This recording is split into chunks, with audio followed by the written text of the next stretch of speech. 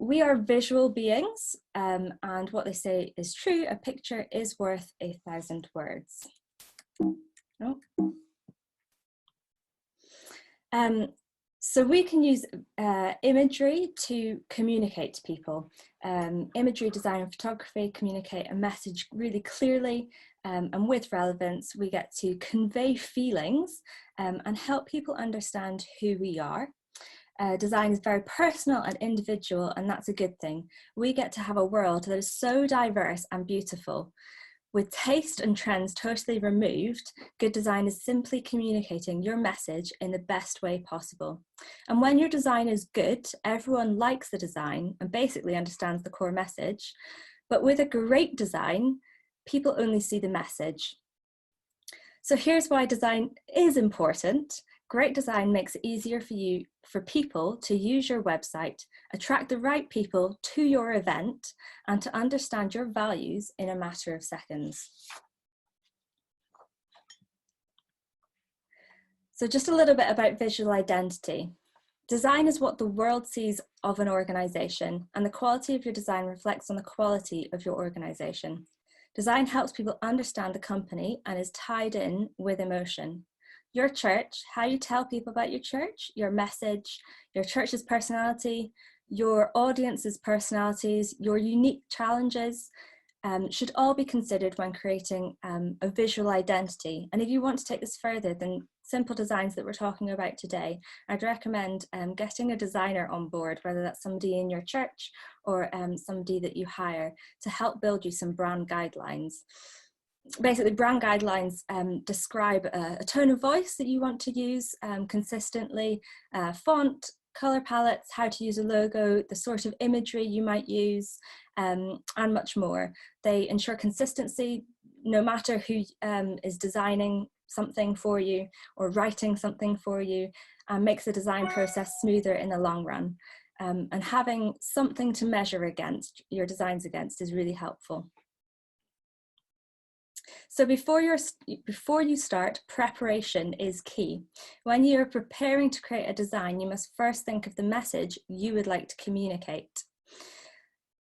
So you need to consider what you are trying to communicate, who you are communicating to, where you're communicating. So that might be on your website, across social media, via a poster or a flyer, although perhaps not at the moment. You also need to gather the information you need to communicate. This could be things like dates and times, contact details, or a way to find out other information. That might be a URL or your website. What the call to action is, so what you want people to do having seen your communication, and any key messages. For example, if it's an event, you may want to be setting examples of what your virtual event might be including. I've also got a note here about mood boards. Mood boards are really helpful, although they can seem a little bit fluffy initially, but they can be really helpful as you prepare to create a design, particularly if it's kind of one of the first times that you're giving it a go. It's where you can allow your imagination to run wild. You can gather inspiration and think about the various possibilities and narrow it down. You can include things like photos, examples of other design that you really like, words that convey the message and the feeling that you are hoping to communicate. So just a little bit on online versus printed materials. I have some examples here that we'll have a quick look through. Printed and online materials can be part of a joined up communication campaign, but there is more than just the sizing that should be different when you create them. So consider how you take in information when you were scrolling through Facebook versus walking along a street and seeing a poster. For example, when you post an image online, it is accompanied by text, hashtags, and useful links to help the reader complete the action you would like them to take. But this is not what you experience when you have a poster. So a poster would require some additional thought about how you can allow the reader to complete the action that you want them to take. So ones that you might see on a bus stop, like the one in the middle here might have a URL, or just might have the name of the brand really big, and in our case the name of the church, so it's catchy and people take it in really immediately. The other thing I want to note here is context. We have two posters here, the one in the middle and one in the top right. And the one in the top right has a lot of text on it, and generally wouldn't advise to have lots and lots and have busy posters. However, in this context, it looks like somewhere people might be sitting and enjoying some time there. And there you can have more information because it can be more of a storytelling approach. They have more time. So thinking of the context of where your imagery is going to go is really important. The other thing to consider about the end reader is how you can best help them and give them the right information, but not to overwhelm them too much and make it difficult to understand the message. So there are 4 things to really think about. The first is clarity, then stopping power. So how do you stop them from scrolling or stop them mid-walk? Can someone read it as they're walking along? And does it have the next step? All of this will be included in a how-to guide that we'll send around at the end or tomorrow morning. So using imagery and photos. Canva has a lot of photos that are available and graphics as well, some of which are available to use for free on the free account, and some of them are paid or part of the pro account. There are lots of other websites that you can go to, and again, we have them listed on our website, and there'll be a link to that on our in our how-to guide. So why use photos? Photos and images can trigger all sorts of emotions and memories, which make it really engaging. Many people can better memorize visual information. So we see the picture at the bottom here, and it has graphics there, so it's easier to compare when you have that visual link there. It can be far more shareable. So if you think about all the cute dog pictures that get shared across the internet, really shareable. And images can also cross language barriers. Some of the other points to think about are images with purpose. When you use images, it's important that you know why you're using an image. Each image should support the message you're either trying to convey a feeling, show relevant information, or help the reader imagine what you were trying to communicate. For every image you should be able to answer 2 questions. The first, why did you choose that image over others? And the second, why did you put that image where you placed it and not somewhere else? If you don't know the answer to either one of the 2 questions, you should take a minute and just have a think about it. So the next point is keeping images relatable. We like to recognize other humans, and it makes us feel like we are connecting with other people. That's why Zoom works so well, because we want to see each other. Faces in particular draw attention, and we even follow their line sight, so we can be really clever when we're using photography. When using images with faces in design, double check where they might be attracting the attention to. And where possible, use high quality photographs of real people and show the reader what they can expect to experience. Obviously, GDPR is a kind of a hot topic around that, and we have lots of guidance on our website. So imagery as background. Sometimes you might want to use an image as a background, so it's not a focal point image, and it's more of a background to give your reader an immediate impression of what your church or your message is about.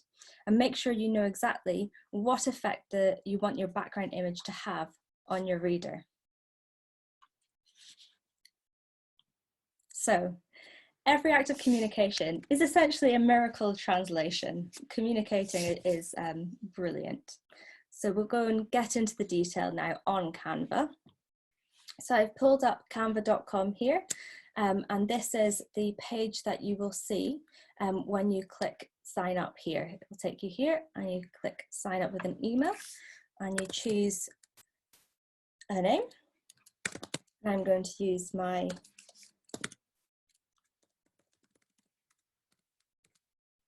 email address. That's not my email address.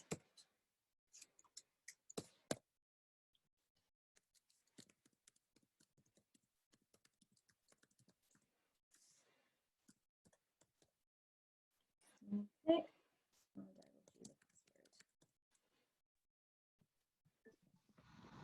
Amy, I think you've misspelt Jimenez, so that might cause you a problem later. Okay. Thanks. Okay, so it'll take you here. What will you be using Canva for? So you can select whatever you want to be using it for, non-profit or charity, small business, whichever you look for. You can invite team members here. This is really helpful. They can set up an account and you can collaborate on various items. Again, you can skip this and do this at a later stage. And then it takes you to this page where you can immediately start your first design. I'm going to click out of there and show you the home page. So this is the home page. This is what you'll see when you first log in. Down the left here, you have your menu. So all the designs that you've made, a brand kit, creating a team, which is what we talked about a minute ago, and then any folders you've created and anything you've gotten rid of. Across the top, you have some other bits that you can have a look at. So a vast array of templates, some other bits to look at. They have a huge amount of learning videos, which are really helpful. And in the how-to guide, I've linked to one to get your head start. And then if you do want to go pro, you can have a look at the pricing here. So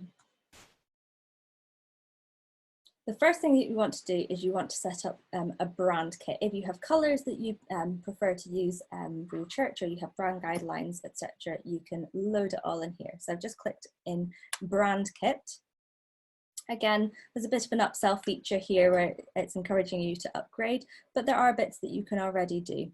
And then you can upload your colour palette here. So a note on colours. You can click around and select a different colour like that, or if you have colours that you have some sort of coding for, they use something called a hex code here, and if you have something like RGB or CNYK coding, you can come to a website like this. This is htmlcolorcodes.com. Again, I have linked this in the how-to guide, and in here you can translate all of your various different ways of labeling colors here, and it will translate it into the hex code here. So if I go back to that page, our navy is 263272, and I click away from it and it's got it in this palette. I can title this palette primary palette, and there we go, and I can add in more as I like. So if we go now back into the home page, you can just click on Canva there. One of the things I would recommend is that we have a look at templates. Templates are the easiest way to have a start. They have brilliant designs already, but they also have really good sizing options. So if I want to choose a sizing option, here I can have a look. So we might go with Facebook post. And here I've got all the templates. So I can start with a blank, or I can choose a template that I really like. If we go for blank at the moment, this takes you to the page where you actually do your design. And on the left here, you can also choose templates along here. So if I click on it, it will show it up there. So this has the right dimensions to use on Facebook. If I was wanting to put something on Instagram, that actually has a different set of dimensions, but it has it all plugged in for you. So if I go back here, I can go to an Instagram post, and it had the pixels there as I was popping that in. There we go. So we'll go back to the Facebook post. Once you've selected the the template that you want to use, you can select each element on the template to make your changes. So for example, I might not want to have a phone number on my Facebook post, so I can just delete that. I just pressed the delete key on my keyboard there. I can also highlight things and say visit cofeguildford.org.uk. So that's asking people to go to my website. That's what I was talking about when we were saying call to action before. This section here, again, I can highlight and change things, but once I've clicked on here, I can see up here it says ungroup. This means the whole section is grouped. So if I try to move just the top header, everything moves along with it. So if I wanted to ungroup the items, I can press ungroup there. As I was moving it around, you can also see that there are some pink guidelines as I'm moving it around. The box that you can see there all the way around, that's actually the margins. So that's a helpful guide to say, you know, keep all the text in there so you make sure that it can still be seen no matter what device people are using. There are also ones in the middle, so they actually snap to them, and then also lining it up. You can see there it's lining up with the times down at the bottom. So I'll pop that back and I will create a Facebook post today about the Pentecost service we're having on the 31st of May. So I might say join us this Sunday. So obviously it's not this Sunday happening, but preparing for it to go out on the week before the Sunday. And I might say the Diocese of Guildford is hosting a diocese-wide virtual Pentecost service on 31st of May. Here I can, well, we're not opening and closing, so we do have a start time. So I can highlight that and change the start time to, I believe it's 6 p.m. And then I'll just delete that one as well. Fabulous. If I want to add content in, so say an image, if I want to add an image here, I can go on the left hand side. We have all of these different options to choose from. So we're on templates at the moment and I can select photos. I might want to search for an image of people on a virtual conference or on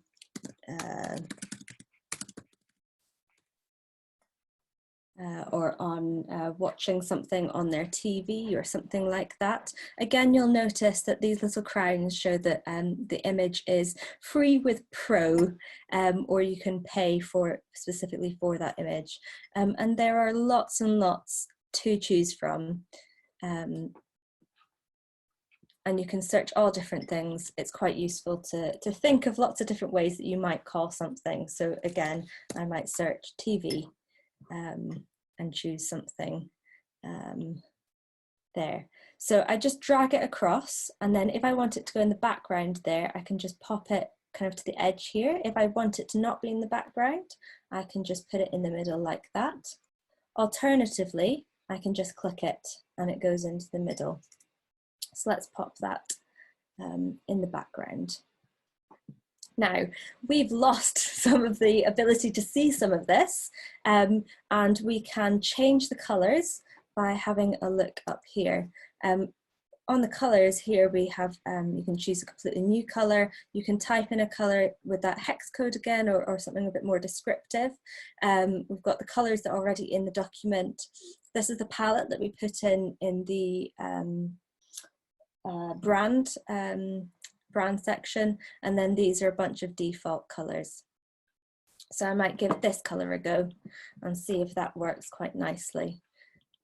And I can do the same again for this.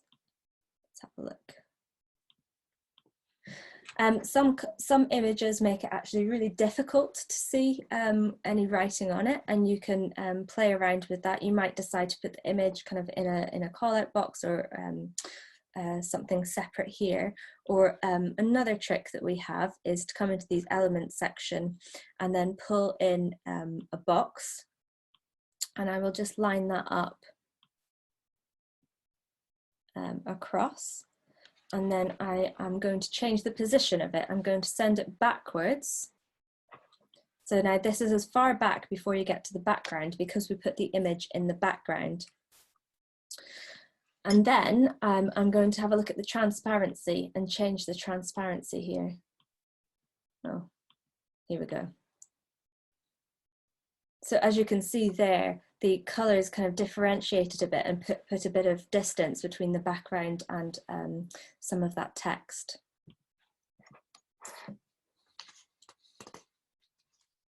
So you can also upload photos. So down at the bottom here, we have on the left-hand side, we have uploads, and I will just open that up. And then I'm going to pull up my documents library. I don't think you can see this, but I'm just pulling in a folder to drop in an image. I think you can see this now. And it's just uploading, just has this bar across that uploads. Anything that's pretty big will take a little bit longer than smaller images.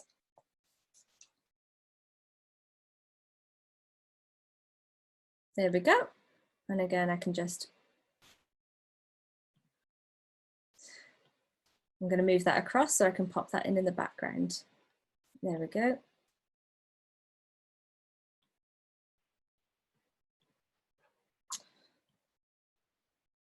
There we go, fabulous. Right, and then, so say I don't like that color, again, I can change that. So that works as the box element that we had a look at before, and I can change that to something that kind of sits in the image a little bit cleaner. There we go. Oh, it's looking a bit alpha style with those colors. So one of the other things that's worth having a look at is once you've kind of created your first design, you can duplicate it, copy the page below. So you can see I've got two here, and then I can play around with all sorts of different aspects of it. So I might want to change the color, or I might want to change the font here to something a bit different. There are lots and lots of different ones available to do that with. So don't be afraid to make a number of different versions as you play around with it, and it can help you kind of get an idea of what you really like and what is going to communicate your message the best. You can also copy and paste elements across. So if I have maybe added something in here, so there are lots of different options available. So perhaps I wanted something a bit mad. I might turn that and kind of have it in there. And if I like the where it is, the placement there, sometimes it's hard to get it placed in the same space. I can press, so it likes the shortcut here, Command and C or Control and C. Again, I've made a note of those in the how-to guide there. Once you're happy with your initial design, you can copy everything again. So the shortcut for this is Command and A or Control and A. So Command is if you're on a Mac, and then copy again with the Command or Control and C. And then I've picked that up and I've come into the Instagram post. So at the top here it has a helpful telling you what it is, and you can then name it. So I can say Pentecost Instagram, and then I can drop it in there. And as you can see, because the dimensions are different, it doesn't fit quite perfectly in there. So whilst everything is highlighted, I can drag everything bigger, and it's magical because a lot of this is done on maths, so it doesn't matter how much you stretch it or compress it, it will stay really good. The only thing to watch out is for photos, because they're not done via maths. So then I can just play around and get it into the right size. And another really great thing about Canva is when I go into photos, I can see what I've recently used, and again in uploads there, I can just drop that in. So we've created an almost identical post, but this one is going to sit really well on Facebook, and this one is going to sit really well on Instagram. Backgrounds also don't get copied, which is why the image didn't get copied across. So it's only the elements that you've got on there separately that will be copied across as is. So once you've got all your designs that you want to share, you can download them. So you can either download them here by pressing download, and it will download in the suggested format, or you can, on here, you can either choose to download, you can share a link, you can hook up your Facebook or Twitter directly to it and it'll share it out directly. But if I press download here, it will show you what it suggested, which is the video, and you can see that ticked there. It's a video because this is a moving image, but I can still save it as a PNG or JPEG, which if you want a still file, this works really well on social media. But it will give you the suggested image format for you. Canva is really helpful with all of that kind of stuff. Some designs will take longer to download because they are bigger files. So if I download this as an MP4, that will take a little bit longer than a PNG. A big presentation might take a few minutes, and a brochure might take a little while as well. So play around with all the different sizes and all the different aspects you can put into your designs. A couple of hints and tips before we get into the questions. You do have a short amount of time to catch people's attention as they're scrolling through Facebook or Instagram or walking past a poster. So you need to create designs that are interesting and eye-catching and clear with your communication. So at the end of the day, we're creating designs that aren't just beautiful in our own eyes or hoping to be beautiful to other people, but actually clearly communicate that message. If you have time, leave any design that you've created and come back to it. It can just be a couple of hours or even the next day, and coming back to it with a fresh set of eyes always throws up some interesting things, and I would highly recommend doing that. And getting somebody else to proofread your text as well is really helpful, just to make sure that you've not missed a bit of punctuation that's really useful. Before you finalize a design, also consider that if it communicates your message really clearly. Does it have all the information you need? Does it have the start time, the date, the link to say what to do next? And then also, if you can remove something, but it keeps the message, do you really need it? Sometimes it just makes it a bit more fun, and that's good. But if it's more wording than is needed, feel free to delete it.